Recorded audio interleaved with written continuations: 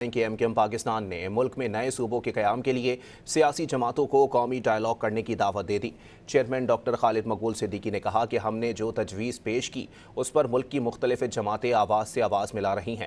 وفاقی وزیر صحت سید مصطفیٰ کمال نے کہا کہ موجودہ نظام عوام کو مجبور بنا رہا ہے، نئے یونٹ بنیں گے تو کسانوں کو بھی آزادی ملے گی۔ آئین کے آرٹیکل موجود ہیں صوبے بنانے پر، اگر صوبہ بنانا کفر تھا، حرام تھا، غداری تھا تو آئین میں کیسے درج ہے؟ ہاں، اس کو بنانے کے طریقے میں بات ہو سکتی ہے۔ ہم سمجھتے ہیں صوبے کو اختیار دینا خود کانفلکٹ آف انٹرسٹ ہے۔